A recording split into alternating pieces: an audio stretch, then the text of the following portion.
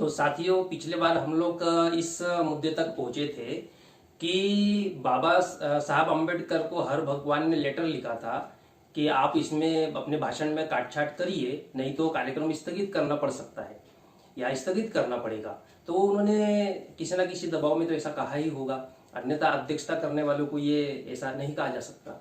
फिर बाबा साहब अम्बेडकर ने उनको जो गुस्सा आया तो उन्होंने अपना लेटर पूरा लिखा, जिसमें उन्होंने सारे पॉइंट क्लियर किए। और जैसा कि मैं पहले बता रहा था कि उन्होंने जो जो मेन पॉइंट रखा कि क्या आप लोग ऐसा सोचते थे कि आप अगर मुझे अध्यक्षता दे देंगे कार्यक्रम की तो मैं धर्म परिवर्तन का जो अपना निर्णय है उस निर्णय को बदल दूंगा या उसमें किसी प्रकार का कोई परिवर्तन करूंगा? क्या आप ऐसा सोचकर मुझे अध्यक्षता दे रहे थे? तो ये बाबा साहब अम्बेडकर ने उस आखिरी जो लेटर है उस लेटर में उन्होंने क्लियर किया। आगे बाबा साहब अपनी बात कहते हैं कि ये सारा घटनाक्रम होने पर वो हम अनुयायियों के लिए या जो उनके फॉलोअर्स है उनको वो क्या बताना चाह रहे हैं, आगे वो स्पष्ट करते हैं। तो उसमें बाबा साहब कहते हैं कि इस पत्राचार से उन कारणों का पता चल जाएगा जिनकी वजह से मंडल द्वारा अध्यक्ष के रूप में मेरी नियुक्ति रद्द कर दी गई थी, और पाठक यह जानने की स्थिति में होंगे कि इसका दोष किसको दिया जाना सही है।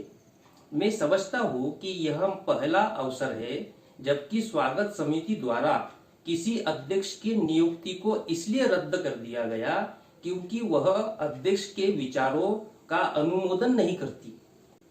चाहे ऐसा हो या न हो, किंतु निश्चय ही मेरे जीवन में यह पहला अवसर है जबकि स्वर्ण हिंदुओं के किसी सम्मेलन की अध्यक्षता करने के लिए मुझे आमंत्रित किया गया था। मुझे अफसोस है कि एक त्रासदी में इसका अंत हुआ, किंतु ऐसे कठोर संबंधों से कोई भी क्या आशा कर सकता है जहां स्वर्ण हिंदुओं के सुधारवादी और अछूतों के आत्मसम्मानी वर्ग के बीच संबंध इतने कठोर हो कि स्वर्ण हिंदुओं को अपने कट्टरपंथी साथियों से अलग होने की कोई इच्छा न हो और आत्मसम्मानी अछूत वर्ग के पास सुधारों पर जोर देने के अलावा कोई विकल्प ना हो। राजगृह, दादर, मुंबई, 15 मई 1936।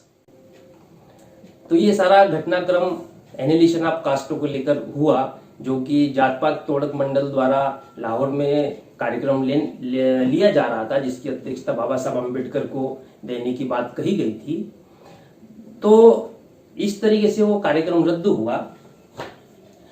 अब इस कार्यक्रम के रद्द होने के बाद फिर आगे क्या हुआ, ये भी जानना बड़ा रोचक रहेगा। तो हुआ ये कि जो प्रतियां बाबा साहब अम्बेडकर मुंबई में छपवाना चाहते थे तो वो तो मुंबई में छप गई और कार्यक्रम रद्द हो गया। तो जात पात तोड़क मंडल ने वो जो 1000 प्रतियां छपवाई थी उसका पैसा देने से मना कर दिया। भाई कार्यक्रम ही रद्द हो गया तो काहे को पैसा देंगे। अब बाबा साहब अम्बेडकर के ऊपर ये कर्जा हो गया 1000 किताबों का, क्योंकि प्रेस में दे दिया था, प्रेस वाला तो पैसे मांगेगा जब छपवाने के लिए बाबा साहब ने दिया। तो बाबा साहब के पास पैसे थे नहीं, तो उन्होंने क्या किया कि ये जो प्रतियां थी इसको फिर मार्केट में बेचने के लिए प्रयास किया कि ये कुछ इसमें से किताबें बिक भी जाती है तो वो पैसा जो इकट्ठा आएगा वो फिर प्रेस वाले को दे देंगे। ये सोच के उन्होंने फिर ये प्रतियां बेचने का काम किया या बेचने के लिए उसे मार्केट में निकाला। तो जब निकाला तो उसके बाद क्या होता है, तो आप एनिलिशन ऑफ कास्ट अगर इस किताब को पढ़ेंगे तो इसमें बाबा साहब अम्बेडकर ने जाति का इतिहास, जाति के बारे में क्या मानसिकता है और वो मानसिकता क्यों है और इस जाति प्रथा की मानसिकता को समाप्त करने के लिए कौन कौन से उपाय किए जा सकते हैं, ये सारा उसमें स्पष्ट किया है।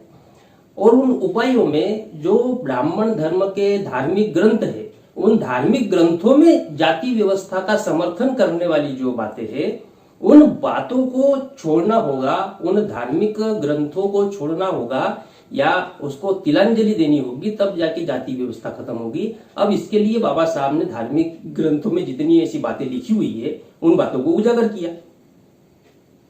ये धार्मिक ग्रंथों के नींव पर ये जाति प्रथा खड़ी हुई है।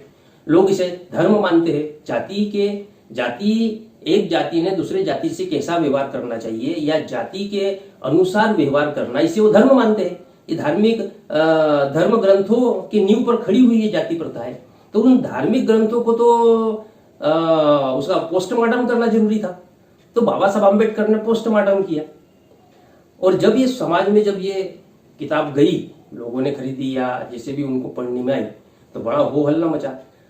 तो इसमें जो सबसे फिर जो असर पड़ा, वो असर पड़ा गांधी जी पे।